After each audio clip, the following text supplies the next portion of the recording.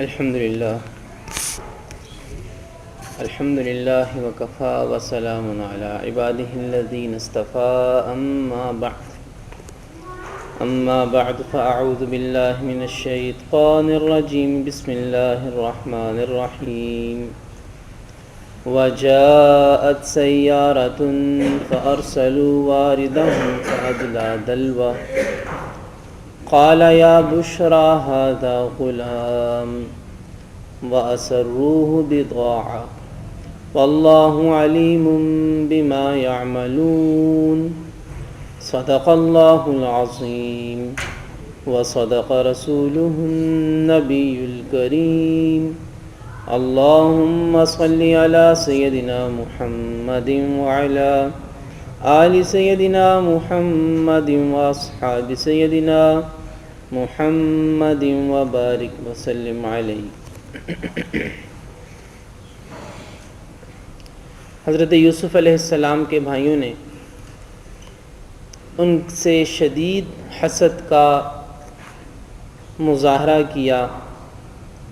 اور حسد کا نتیجہ یہ نکلا کہ پہلے تو حضرت یوسف کو قتل کرنے کی سازش کی، اور بعد میں انہیں ایک اندھے کنویں میں ڈال آئے، اس خیال سے کہ کوئی قافلہ آئے گا اور انہیں یہاں سے لے جائے گا۔ چنانچہ قرآن یہ بیان کرتا ہے کہ وہ تو اپنا کام کر کے چلے گئے کہ اب یوسف اس دنیا میں رہے یا نہ رہے ہمیں اس سے کوئی غرض نہیں ہے، اور ان کے کرتے پر خون بھی لگا کر لے گئے کہ باپ کو دکھائیں گے، والد کو دکھائیں گے کہ یہ دیکھیں یوسف کو بھیڑیا کھا گیا، اس کی خون آلود قمیص بطور ثبوت کے پیش کریں گے۔ حضرت یعقوب علیہ السلام ان کے اس سارے بھیانک جرم سے واقف تھے، آگاہ تھے، اللہ نے وحی کے ذریعے بتا دیا۔ انہوں نے جواب میں صرف اتنا کہا فصبر جمیل واللہ المستعان علی ما تصفون، کہ میرے لیے تو صبر کرنا ہی بہتر ہے، اور جو کچھ تم کر رہے ہو اس پر اللہ ہی سے مدد طلب کی جاتی ہے۔ ادھر یوسف علیہ السلام کنواں چونکہ راستے میں تھا، وہاں سے قافلے آتے جاتے تھے، گزرتے تھے، پانی پیتے تھے، پانی بھرتے تھے، ٹھہرتے تھے، لہٰذا قرآن بیان کرتا ہے کہ وجاءت سیارہ، ایک قافلہ آیا، فارسلوا واردہم، انہوں نے پانی بھرنے والے کو بھیجا کہ جاؤ کنویں سے پانی نکال کر لاؤ، فادلا دلوا، اس شخص نے ڈول لٹکایا، قال یا بشرا ھذا غلام، تو اس نے کہا کہ کیا خوشی کی بات ہے کہ یہاں ہمیں ایک لڑکا ملا۔ اس زمانے میں رواج تھا کہ ایسے کوئی گرا پڑا بچہ مل جاتا تو اسے غلام بنا لیا جاتا تھا، غلامی کا دور تھا، اور غلام بھی گائے بھینسوں کی طرح، جانوروں کی طرح بیچے اور خریدے جاتے تھے۔ تو انہوں نے کہا کہ ہم کاروبار اور تجارت کے لیے ہی نکلے تھے، تو یہ تو بڑا اچھا ہوا کہ ہمیں غلام بھی ساتھ مل گیا، اس غلام کو لے جائیں گے اور لے جا کر مصر کی منڈی میں فروخت کر دیں گے۔ یا بشرا ھذا غلام، اس نے نعرہ لگایا کہ بڑی خوشی کی خبر ہے کہ ہمیں ایک لڑکا ملا۔ وَأَسَرُّوهُ بِضَاعَةً، انہوں نے اسے تجارت کا مال بنا کر چھپا لیا کہ اب اسے بیچیں گے۔ واللہ علیم بما یعملون، اور اللہ خوب جانتا ہے جو وہ کر رہے ہیں۔ لے کر مصر پہنچے۔ فلسطین میں حضرت یعقوب علیہ السلام رہتے تھے۔ اب یہ قافلہ جو نہ جانے کہاں سے آ رہا تھا اس بچے کو لے کے مصر پہنچ گیا۔ مصر اس زمانے میں بہت بڑی تجارتی منڈی تھا اور اقتصادیات کا، معیشت کا مرکز شمار کیا جاتا تھا، بڑا ترقی یافتہ علاقہ تھا۔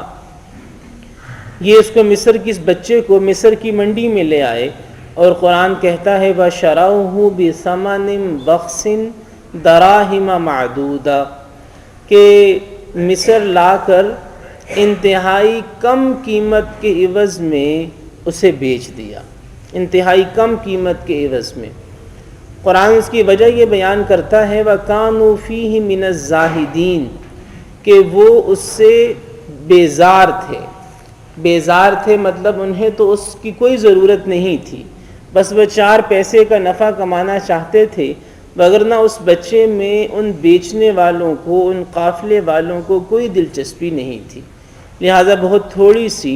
معمولی سی قیمت کے عوض میں انہوں نے اس بچے کو، یوسف علیہ السلام کو بیچ ڈالا۔ قرآن کہتا ہے قیمت بھی بہت معمولی تھی اور انہیں ضرورت بھی نہیں تھی۔ وَكَانُوا فِيهِ مِنَ الزَّاهِدِينَ۔ خریدنے والا کون تھا؟ خریدنے والا عزیز مصر تھا، مصر کا گورنر تھا، مصر کے کسی علاقے کا گورنر تھا، اس نے خریدا اور خرید کے وہ اپنے گھر لے آیا۔ اس واقعے پہ مفسرین نے حضرت عمر بن خطاب رضی اللہ تعالیٰ عنہ کا ایک جملہ نقل کیا ہے۔ حضرت عمر بن خطاب رضی اللہ تعالیٰ عنہ خود بھی بہت بڑے قیافہ شناس تھے، مردم شناس تھے۔ قیافہ شناس اسے کہتے ہیں جو آدمی کو دیکھ کر اس کے اندر چھپی ہوئی صلاحیت کا اندازہ لگا سکے، بغیر تجربے کے، بغیر اسے آزمائے اس کے اندر جو صلاحیتیں ہیں اس کا اندازہ لگا سکے۔ آج بھی ایسے لوگ موجود ہیں جو دوسرے آدمی سے چند باتیں کرتے ہیں اور اس آدمی کی پوری صلاحیت کا، سوچ کا، کردار کا اندازہ لگا لیتے ہیں کہ اس آدمی کی کیا سوچ ہے اور یہ کتنے پانی میں ہے۔ حضرت عمر بن خطاب رضی اللہ تعالیٰ عنہ فرماتے تھے کہ میں 2 آدمیوں کی مردم شناسی کو داد دیتا ہوں، 2 آدمیوں کی مردم شناسی کو داد دیتا ہوں۔ ایک تو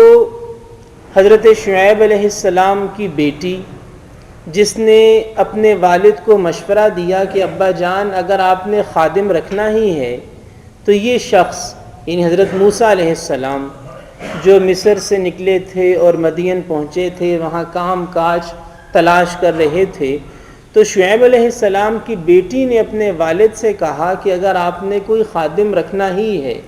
تو یہ آدمی ہے، اسے خادم رکھ لیجئے۔ إِنَّ خَيْرَ مَنِ اسْتَأْجَرْتَ الْقَوِيُّ الْأَمِينَ، اس لیے کہ بہترین ملازم یا خادم وہ ہوتا ہے جو قوی بھی ہو اور امانت دار بھی ہو۔ فرماتے تھے کہ ایک تو اس لڑکی کی مردم شناسی کو داد ہے کہ کسے چن رہی ہے خدمت کے لیے اور کیسی اس کی نظر ہے کہ ایک جلیل الشان پیغمبر کے بارے میں اس نے ایک بہترین رائے قائم کی، جان گئی کہ کون شخص ہے۔ اور دوسرا فرماتے تھے حضرت عمر بن خطاب رضی اللہ تعالیٰ عنہ کہ عزیز مصر کی مردم شناسی کو داد دیتا ہوں کہ وہ بچہ بیچارہ کمزور سا بچہ جو مصر کے بازار میں فروخت ہونے کے لیے آیا ہے اور لوگوں کو اس میں کوئی دلچسپی بھی نہیں ہے، اور وہ عزیز مصر اس بچے کو خرید لاتا ہے، اس عزیز مصر کی مردم شناسی کو بھی داد دیتا ہوں کہ خریدا تو کسے خریدا؟ اس شخص کو جو مستقبل میں اللہ کا نبی بھی بننے والا ہے اور مصر کا بادشاہ بھی بننے والا ہے۔ وَشَرَوْهُ بِثَمَنٍ بَخْسٍ دَرَاهِمَ مَعْدُودَةٍ۔ قرآن کہتا ہے کہ وہ جو قافلے والے تھے انہوں نے اس بچے کو انتہائی تھوڑی قیمت کے عوض میں فروخت کر دیا۔ وَكَانُوا فِيهِ مِنَ الزَّاهِدِينَ، اور وہ اس میں بے رغبت تھے، انہیں اس کی کوئی ضرورت بھی نہیں تھی۔ بعض مفسرین نے لکھا ہے کہ وہ تو اس سے ایسے بے نیاز تھے کہ وہ اس کو مفت بھی دینے کے لیے تیار تھے، اس بچے کو کہ ہمیں کوئی ضرورت نہیں ہے اس کی، مفت دینے کے لیے بھی تیار تھے، اور انتہائی معمولی قیمت میں کہ 18 درہم یا اس سے بھی کم میں انہوں نے حضرت یوسف علیہ السلام کو فروخت کر دیا۔ اب وہ عزیز مصر جو لے کر آیا، وقال الذی اشتراہ من مصر لامرأتہ اکرمی مثواہ، عزیز مصر جو خرید کے لایا اس بچے کو، اس نے اپنی بیوی سے کہا اکرمی مثواہ کہ اس بچے کو رہنے کے لیے اچھی جگہ دو، عسیٰ ان ینفعنا او نتخذہ ولدا، ممکن ہے کہ یہ بچہ ہمیں فائدہ پہنچائے یا ہم اس کو اپنا بیٹا ہی بنا لیں، کیونکہ عزیز مصر کے ہاں کوئی اولاد نہیں تھی۔ جس شخص نے حضرت یوسف کو وہاں سے خریدا تھا اس کی اپنی کوئی اولاد نہیں تھی، لہٰذا اس کے ذہن میں یہ بھی خیال تھا کہ یا تو خدمت کرے گا، خادم بنے گا، یا یہ بھی ہو سکتا ہے کہ ہم اس کو اپنا بیٹا ہی بنا لیں۔ اور قرآن اس واقعے کو بیان کرنے کے بعد کہتا ہے وَكَذَلِكَ مَكَّنَّا لِيُوسُفَ فِي الْأَرْضِ، اور اس طرح ہم نے یوسف کو جگہ دی زمین میں، یعنی یوسف کو ہم نے ٹھکانہ دیا، یعنی ایک ایسا معصوم بچہ، چھوٹا بچہ، کمزور بچہ، اپنے بھائیوں کے ستم کا شکار، ان کے حسد کا شکار، ان کے ظلم کا شکار، جو ایک وقت وہ تھا کہ اندھیرے کنویں کے اندر پڑا تھا، زندگی اور موت کے درمیان پڑا تھا، وہاں سے اسے نکلوایا اور اب عزیز مصر کے گھر میں اسے رہنے کے لیے جگہ مل چکی ہے۔ یہ کون کر رہا ہے؟ قرآن کہتا ہے کہ یہ اللہ کر رہا ہے۔ وَكَذَلِكَ مَكَّنَّا لِيُوسُفَ فِي الْأَرْضِ، کہ اگر ساری دنیا کے لوگ بھی مل جائیں، نقصان دینے کے در پہ ہو جائیں، ہلاک کرنا چاہیں، تباہ کرنا چاہیں، لیکن اگر اللہ کی مرضی نہیں ہے تو سارے اسباب خلاف ہو کر بھی اسے نقصان نہیں پہنچا سکتے۔ اور اگر اللہ نقصان پہنچانا چاہے، اللہ اگر فائدے سے محروم کرنا چاہے، تو ساری دنیا کی طاقتیں بھی لگ جائیں اس سے بچانے کے لیے، اس سے نفع دینے کے لیے، تو بھی میرے محترم بھائی اور دوستو اسے نقصان سے نہیں بچا سکتی۔ حضور نبی کریم صلی اللہ تعالیٰ علیہ وسلم نے حضرت عبداللہ ابن عباس رضی اللہ تعالیٰ عنہما کو نصیحت فرمائی کہ اگر ساری کی ساری امت اس بات پہ اجماع کر لے کہ تجھے نفع دے، تو تجھے وہی نفع دے سکتے ہیں جو اللہ نے تیرے مقدر میں لکھا ہے، اور اگر وہ تجھے نقصان دینے پر اتفاق کر لیں، متحد ہو جائیں کہ تجھے نقصان دینا ہے، تو وہی نقصان دے سکتے ہیں جو اللہ نے تیرے مقدر میں لکھا ہے۔ مرضی اللہ کی چلے گی، مرضی مخلوق کی ہرگز نہیں چلے گی۔ تو قرآن حضرت یوسف علیہ السلام